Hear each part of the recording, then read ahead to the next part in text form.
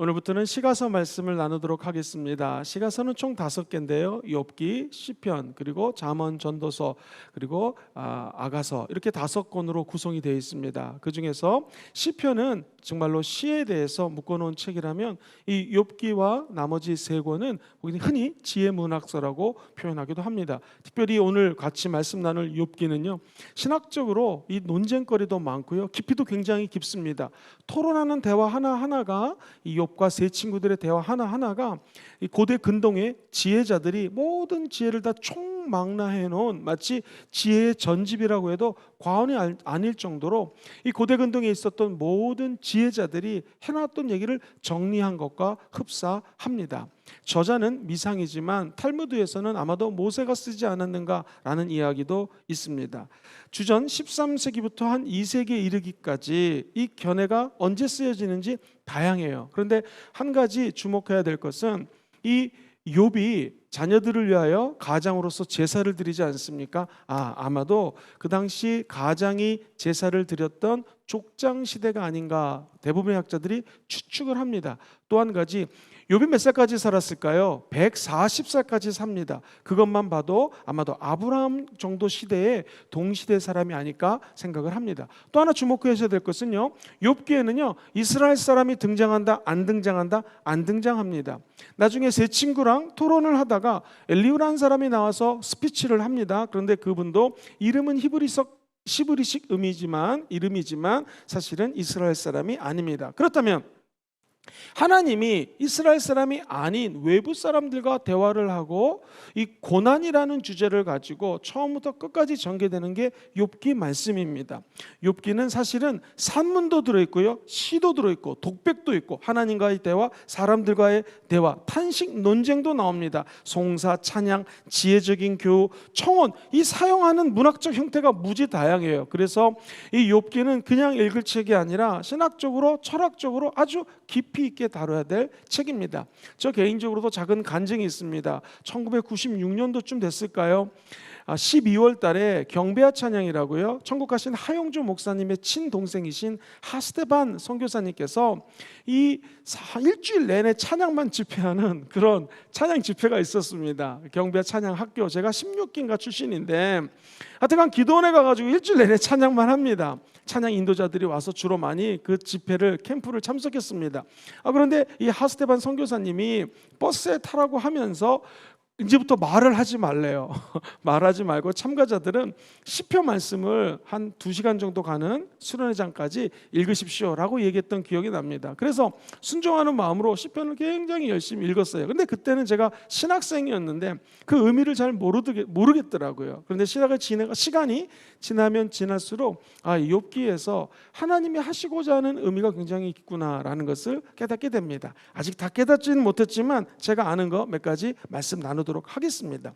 욥기의 주제는요, 당시 고대 근동에 있는 모든 사람들이 하나님이 인간에게 주신 혹은 신이 우리에게 주신 고난이라는 것은 어떻게 해석해야 되는가, 특별히 하나님은 공의로운 하나님이라고 하셨는데 이 욥은 그 당시에 성경에 보면은요 의롭고 그리고 책망받을 만한 것이 없고요, 야훼 하나님을 경외해서 제사를 드리고 예배를 드렸던 사람입니다. 그리고 하나님마저도 욥처럼 의로운 자가 없다고 칭찬했습니다. 그런데 갑자기 느닷없이 이 하나님이 칭찬하는 장면에 대화가, 인간상의 대화가 하늘로 샥 올라갑니다. 그러면서 사탄이 나타나가지고 지금 하나님이 복 주셨으니까 저렇지, 복 주신 거 한번 거둬가 보십시오. 욥은 분명히 하나님을 떠날 것입니다 라고 사탄이 등장합니다.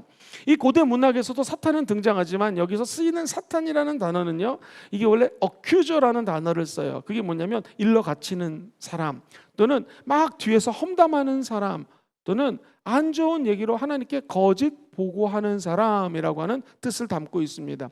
사탄이 이 욥을 갖다가 한번 복을 다 걷어가시고 몸도 망가뜨려 보시고 아내도 자녀도 모든 재산도 한번 빼앗아 보십시오. 욥이 하나님을 부인할 것입니다 라고 얘기합니다. 근데 하나님이 자 그럼 어떻게 한번 시험을 해보자 하고 생명은 건들지 말라고 허락을 합니다. 그 다음부터 우리가 아는 것처럼 욥은 갖은 여러 가지 종류의 고난을 당하기 시작합니다. 심지어 아내조차도 당신이 그 경배하던 하나님을 차라리 이거 경멸하십시오. 뭐 이런 뉘앙스로 얘기를 하고 떠나가 버립니다. 얼마나 힘이 들었을까요? 욥은 어렵고 힘든 상황 속에서도 하나님께 불평하지 않았습니다. 그런데 세 명의 친구들이 와서 얘기하면 욥이 대답하고, 또 얘기하면 욥이 대답하고, 또 얘기하면, 이렇게 계속해서 난상 토론을 벌이게 됩니다. 그러고 난 다음에, 토론이 끝난 다음에 그 당시 굉장히 지혜자였던 것 같은 엘리후라는 사람이 나와가지고 스피치를 합니다. 그러면서 하나님이 미래에 죄를 범하지 않을 수 있도록 너에게 이 고난을 준 걸 수 있으니까 하나님을 욕하지 말아라 라고 누구나 할 수 있는 이야기를 합니다. 욥도 너무나 고난스러워서 나중에는 이거 하나님이 없는 게 아닌가, 왜냐하면 나는 죄인이 아닙니다, 죄 안 졌어요. 근데 실제로 1장 2장에 보면은 특별히 앞부분에 하나님도 욥은 죄를 안 졌다고 그랬거든요. 근데 내가 이렇게 고난이 다가옵니까? 나중에 욥도 너무나 힘드니까 하나님이 없거나 하나님을 경멸하는 뉘앙스가 나오게 됩니다. 근데 재밌는 것은요, 맨 끝에 하나님이 나타나셔서 욥이랑 대화를 하시는 거 우리 기억할 것입니다. 자, 우주를 갖다가 관광을 시켜주시면서 저 바다, 저 땅, 저 번개가 치는 것, 암사슴이 뛰어노는 것, 사자와 사람들이 먹는 것, 이거 네가 한번 계획한 것 있느냐? 이 조그만 것까지 우주 삼라만상을 네가 돌릴 수 있느냐? 미처 생각하지 못한 것도 욥이 생각하지 못하는 것조차도 하나님이 이야기합니다. 이때 하나님의 높고 위대하심을 욥이 깨닫게 되죠. 근데 하나님이 그 다음 말씀하시는 게 인상적입니다. 첫째, 둘째, 셋째, 네 친구들이 얘기하는 거 다 틀렸다. 그러니까 이 세상의 모든 지혜로운 사람들이 와서 어쩌고저쩌고 얘기하는 게 틀릴 수 있다. 그들이 경험론적으로 얘기하는 거 틀릴 수 있다. 교육을 받아서 교육학적으로 얘기하는 거 틀릴 수 있다. 그 당시에는요, 인과응보의 사상이 팽배했습니다. 즉 네가 고난당하는 것은 죄 때문이다. 자, 이것도 틀렸다. 그런데 욥, 네가 말한 것은 옳다. 이 말이 안 돼요. 왜냐하면 욥은 하나님을 맨 끝에는 부인한 사람이거든요. 근데 어찌 욥에게 박수를 쳐주면서 너가 한 말은 옳다라고 이야기를 할까요? 자, 이것은 누구나 인간은 다 고난을 당합니다. 그리고 이 accuser라는 말처럼 사탄의 뒤에서 막 나쁘게 얘기하는 것도 체험할 수 있습니다. 심지어는 마귀가 사람들을 통해서 accusing, 우리에게 나쁜 이야기를 할 수가 있습니다. 혹은 주변에 있는 가족들이, 같이 근무하는 사람들이 주변에서 같이 기도한다고 생각을 했는데 의외로 나에 대해서 나쁜 이야기를 분명히 할 수도 있습니다. 이제 이런 고난을 누구나 당할 수 있죠. 뿐만 아니라 사람 관계에서뿐만 아니라 우리는 물질적으로 또는 내 명예에 대해서 내가 갖고 있던 무슨 여러 가지 쌓아놓은 것들에 대해서 우리는 고난을 충분히 당할 수가 있습니다. 아니, 코로나19라고 하는 팬데믹 상황 속에서 모든 지구 공동체가 다 고난 가운데 노출되어 있습니다. 그런데 하나님이 하고 싶은 고난에 많은 이야기가 있겠지만 욥을 통해서 전하시는 메시지는 무엇이냐면, 욥이 고난 중에 고통하면서도 하나님과 대화하려고 애썼던 것, 하나님을 부인했지만 나는 하나님 앞에 죄를 짓지 않으려고 노력했습니다 라고 고백하면서 끊임없이 사람들과 토론하는 가운데에 하나님에 대한 수고, 시작, 하나님에 대한 수고, 그가 기도하려고 애를 썼던 이 모든 것들은 하나님은 헛되이 보지 않았다는 것이죠. 신약에서도 주 안에서의 수고는 헛되지 않다고 그랬거든요. 하나님은 이 욥이 실수도 하고 실언도 하고 고난 때문에 너무 힘들어가지고, 사실은 진짜 힘든 상황이지 않았습니까? 머리털이 빠지고 온몸에 종기가 나고 기왓장으로 긁고 있고 자녀들이 죽고 아내가 떠나고 상상을 초월한 고난 가운데서도 하나님을 향한 기도의 욕구, 하나님을 향한, 정말 아마 금식도 했을 것입니다. 우리들처럼 지금 금식하며 하나님께 나가는 분들이 많은데요, 이 금식하면서 달라붙었던 애절한 하나님에 대한 열망의 태도를 하나님은 옳게 보신 것이죠. 그러므로 이 고난에 대해서 사실 욥기서에 관련된 책들을 수많이 읽어봐도 고난은 AX 플러스 BX 플러스 C 이퀄 어쩌고저쩌고 이런 공식적으로 답이 나오지 않습니다. 여기서도 고난에 대한 사실 정확한 답은 없어요. 근데 한 가지 확실한 건 뭐냐면, 고난 중에도 하나님을 신뢰하면서 끝까지 하나님을 찾고자 하는 자들에게는 고난이 이해가 될 수 있다는 것이고요. 이것을 만약 하나님 안에서 수고라고 해석한다면 주 안에서의 수고는 결코 헛되지 않는다는 것입니다. 바라기는 지금 고난 가운데 하나님께 기도하고 계시는 성도님들이 있다면, 저도 목사지만 왜 그 고난을 주셨는지, 또 이 고난이 언제 끝날지 죄송합니다만 저도 인간이기 때문에 말씀은 드릴 수가 없습니다. 한 가지 확실한 것은 고난 중에도 끝까지 주님을 붙들고 기도하고 애쓰고 힘쓰고 사랑하고 앙망하고 주님 누군가의 기도의 끈을 놓지 않는 사람은 하나님이 네가 옳다라고 칭찬해 주는 것이죠. 나중에 어떤 일이 벌어졌습니까? 욥은 잃었던 것보다도 수없이 많은 명예와 축복과 물질적인 보너스를 받게 되는 장면이 잘 기록이 되어 있습니다. 자, 그렇다면 목사님 조금 성경책으로 들어가서 구조에 관한 이야기를 좀 나눠주시죠. 자, 욥의 세 친구가 짠짠짠 등장합니다. 첫 번째 친구의 이름은 엘리바스라고 하는 사람인데 대만 사람 출신입니다. 대안 사람 출신인데 이 사람은요 경험주의적 사상을 갖고 있습니다. 그래서 인생의 체험을 중심으로 인과응보의 사상을 갖고 있어요. 고난은 죄의 결과다. 당신이 지금 고난을 당하고 있는 것은 죄 때문이다 라고 얘기를 합니다. 수아 사람 빌닷이 다가옵니다. 빌닷의 특징은 이 전통주의적 사고방식을 갖고 있어요. 하나님은 공의를 굽게 하지 않으신다. 전통적인 신앙과 고난이 죄 때문이다 라고 하는 그저 전통적인 교훈을 계속해서 주장을 합니다. 특별히 이 빌닷은 고난 역시 죄의 결과다. 당신 죄를 졌으니까 이 고난이 다가온 거다라고 이야기를 합니다. 이것을 우리는요 많은 사람들이 전통주의적 사고방식이라고 표현을 합니다. 그러니까 지금까지의 모든 전통으로 보니 당신의 고난은 죄 때문이다 라고 하는 그 지역에 또는 그 당시에 있었던 모든 죄에 대한 혹은 고난에 대한 연결성을 이야기합니다. 세 번째 친구가 재밌습니다. 이름이 소발인데요. 나아만 사람입니다. 이 사람은요 도덕주의적으로 이야기를 합니다. 하나님은 불법을 아시고 자랑하는 욥을 정죄합니다. 너 죄인 아니라고 그러는데 너 죄인이다. 도덕적 교리적인 입장에서 바라보는 거예요.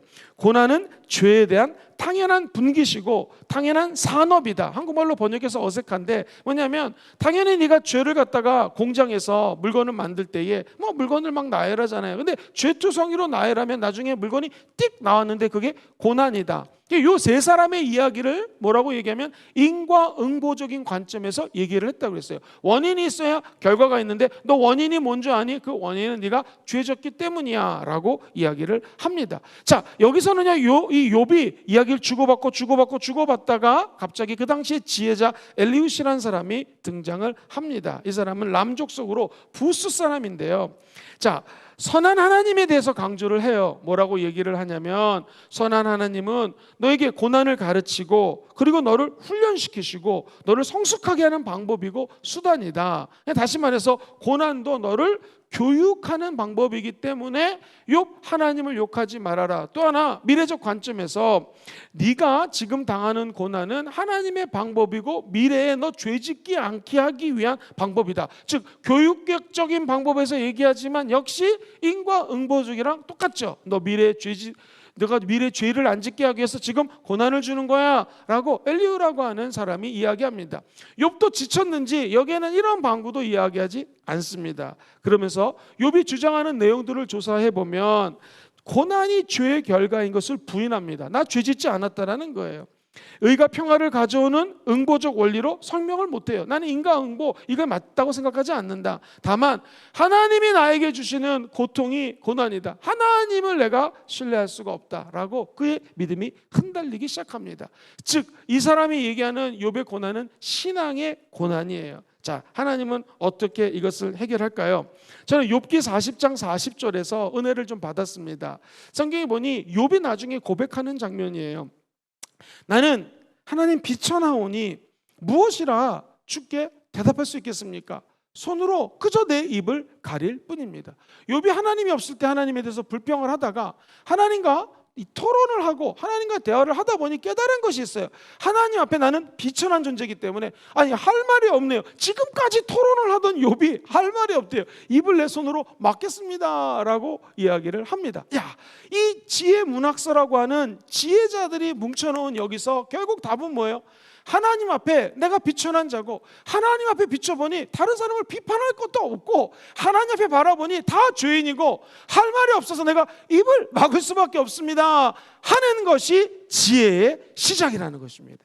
지혜는요 하나님 앞에 하나님이 하나님 되시는 것을 인정하는 것이죠. 내가 이 문제를 해결할 수 없습니다. 고난은 하나님을 깨닫게 하는 방법이기 때문에 이제 하나님을 알아가는 내 신앙의 여정일 뿐이지 나도 하나님을 알 수가 없습니다. 이를 통해서 사람은 하나님을 전적으로 의지할 수밖에 없습니다. 할 때에 하나님이 욥에게 축복을 해주시고 그동안 쌓아놨던 모든 고난, 실패, 하나님에 대한 블레임, 욕 비슷하게 했던 것조차도 하나님은 용서하시고 너 옳다라고 이야기를 합니다. 그렇다면 하나님 입장에서는 고대 근동에서 뛰어난 지혜자들, 오늘날로 치면 PhD, 철학 박사학위 몇 개씩 받는 교수급들, 공부를 많이 한 사람들이 아무리 토론을 해도 의롭지 않다고 생각합니다.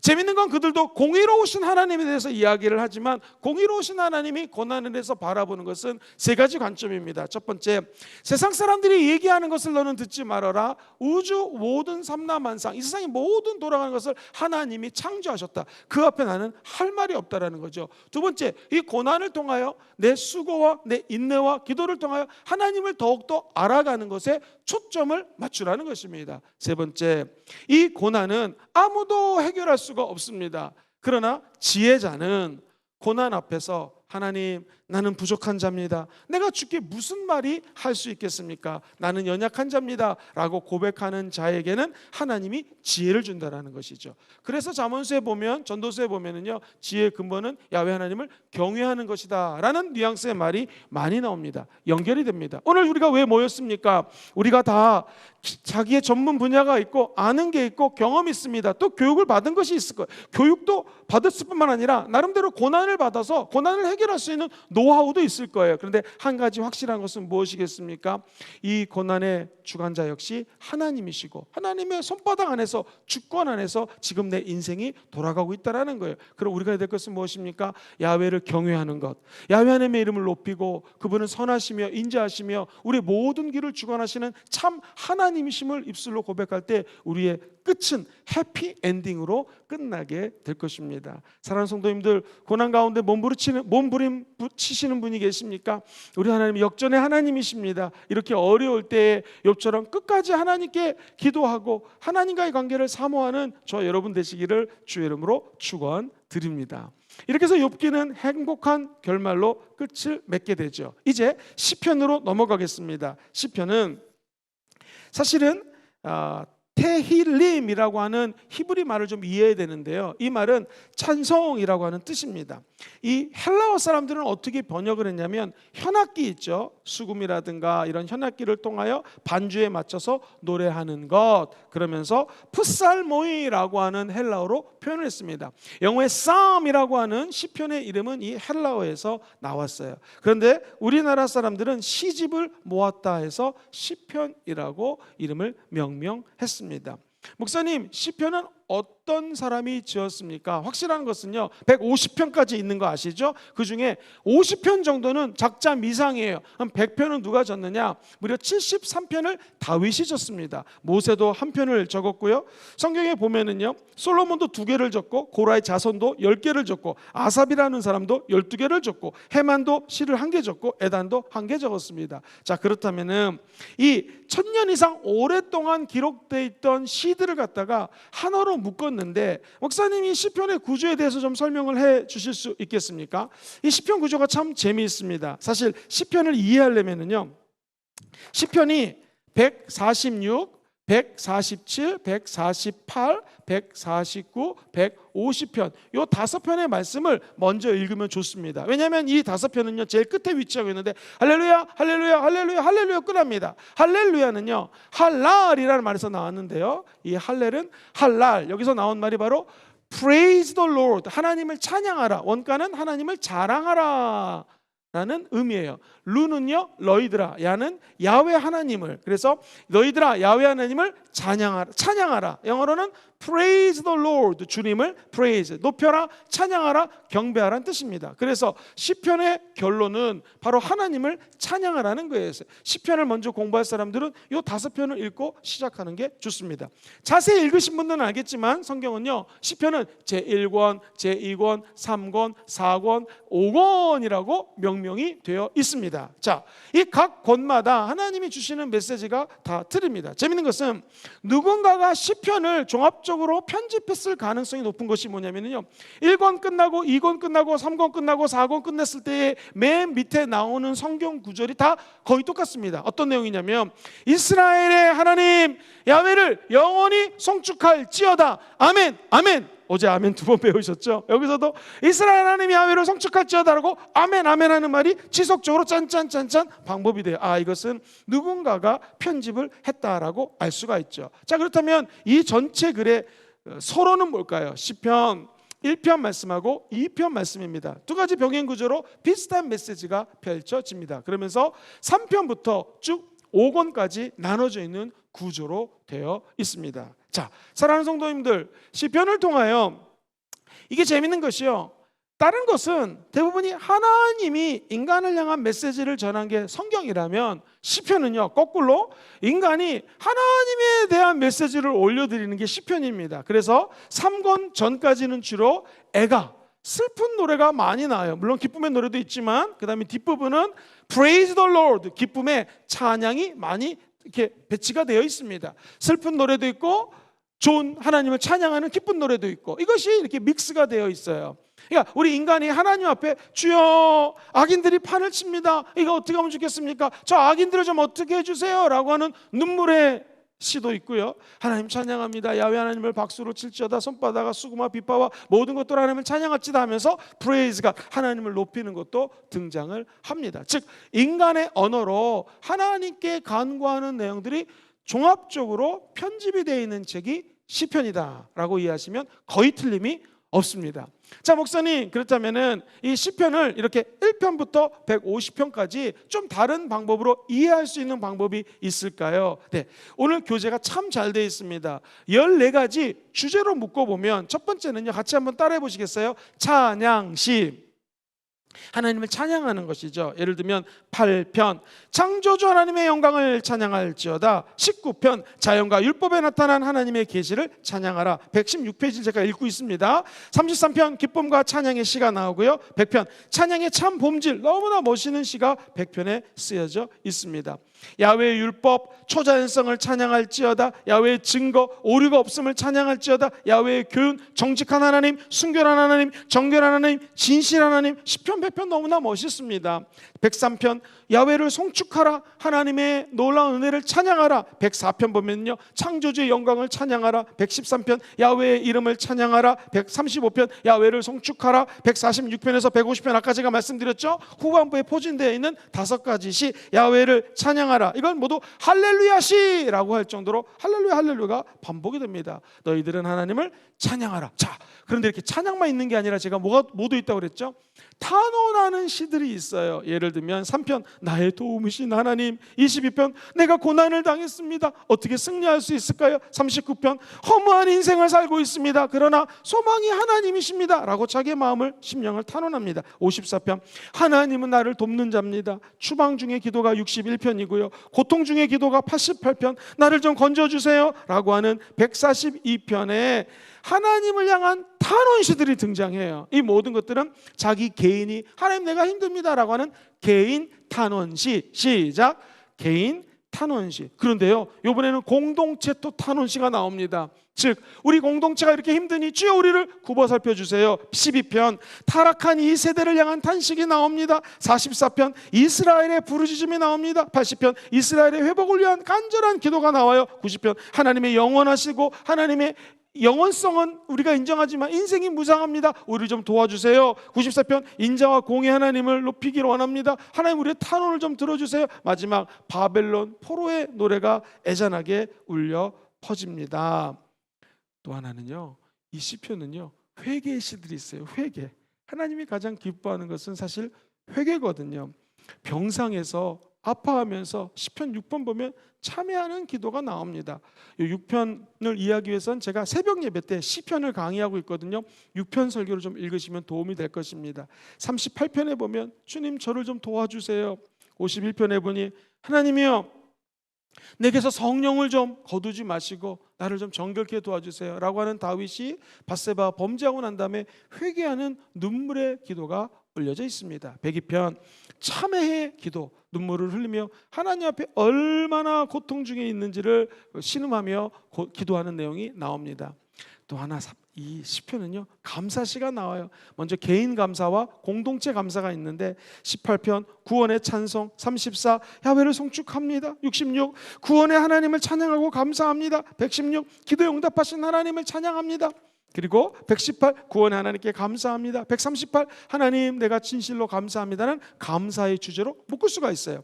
자, 공동체 감사 65에 보면 구원의 하나님을 찬양합니다. 107편 야훼의 위대함을 찬양합니다. 이런 내용들이 적혀져 있습니다. 이 제왕시는 뭐냐면 하나님이 우리의 왕이 되십니다 라는 것을 선포하는 거예요. 그래서 2편 하나님의 주권, 20편 백성과 제사장의 승전기도, 45편 왕의 결혼식 노래, 72편 의로우신 왕이신 하나님, 110편에 그리스도에 대한 왕으로 오실 그분을 찬양합니다. 시온시라고 나오는데요, 이건 신학교 때 사실 배우는 건데 시온은 하나님의 통치를 중심으로 다루는 것을 시온시라고 표현할 수 있어요. 다시 말해서 같이 한번 따라해 볼까요? 거룩한 성. 이 고대 근동에 하나님이 어디 있는가? 하나님은 거룩한 성에 있다고 생각을 하고 있었어요. 그때 특별히 이스라엘 사람들은 이 시온성, 하나님이 통치하는 중심의 성, 하나님의 거룩한 나라, 하나님의 백성된 우리들을 향한 하나님의 시, 이것을 우리는 시온시라고 표현을 합니다. 48편 하나님의 성 거룩한 산 시온, 76편 승리의 찬송, 84 주의 전을 사모하고요, 122 희망의 노래를 하는 것을 예로 들 수가 있습니다.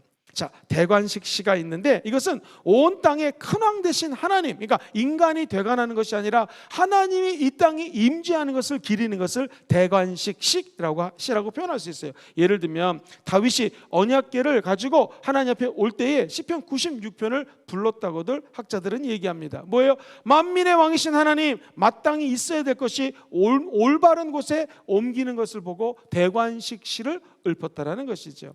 사실 이 시편들은요, 이게 의미가 안 밝혀진 것들이 사실 굉장히 많습니다. 현악기에 맞춰서 대부분이 찬송가로 불렀다고 하는데 또 다 찬송가는 아닙니다. 예를 들면 이 슐렛이라는 것이 있는데 내가 하나님께 믿음을 선포합니다. 도피할 거냐, 믿음을 가질 거냐. 그때 나는 믿음을 선포합니다. 이게 11편이거든요. 이런 건 사실 노래로 만들어 부르기가 쉽지가 않습니다. 그런데 이 슐렛시에 있어서 가장 핵심이라고 얘기할 수 있는 것이 저와 성도님들이 너무나 잘 아시는 23편 말씀이에요. 하나님을 신뢰합니다 라는 것이죠. 하나님은 목자예요. 우리를 양으로 비유했는데 박스를 보시면 양의 필요를 배워주시는 하나님이라고 먼저 고백합니다. 야훼는 나의 목자시니 내가 부족함이 없으리로다. 그가 나를 푸른 풀밭으로 쉴만한 물가로 인도하십니다 라고 얘기를 합니다. 이것은 예수께서 우리에게 신령한 양식과 신령한 음료, 즉 한번 따라해 보실까요? 말씀과 성령, 시작.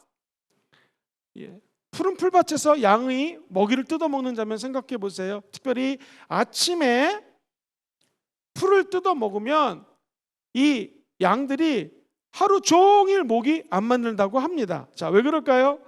그 이유는요, 아침에 이슬을 먹고 있는 풀을 뜯어먹기 때문에 목이 안 말라요. 갈증이 안 나요. 그래서 예수님은 신령한 양식을 새벽마다 주세요. 만나를 상징하죠. 그리고 음료는 무엇입니까? 성령의 강수, 즉 양의 필요를 꿀과 마실 물을 공급한다. 멋있는 시예요. 그리고 두 번째, 하나님 우리를 의의 길로 인도하십니다. 회개시켜서 내 영혼을 소생시키시고 의의 길로, 올바른 길로 인도하십니다. 다시 말해서 하나님은 절대로 택한 사람을 버리지 않는다. 욥이 고난을 당했지만 버리지 않았던 것처럼 우리도 버리지 않습니다. 무엇보다도 내가 사망의 음침한 골짜기로 다닐지라도 해를 두려워하지 않을 것은 주께서 나와 함께 하심이라 우리에게 위로를 주시고 소망의 메시지를 주세요. 물과 불의 환난을 통과하더라도 두렵지 않습니다. 죄의 길을 걷고 있더라도 돌이킬 수 있는 기회를 주십니다. 그리고 원수의 목전에서 우리에게 진수성찬을 차려주세요.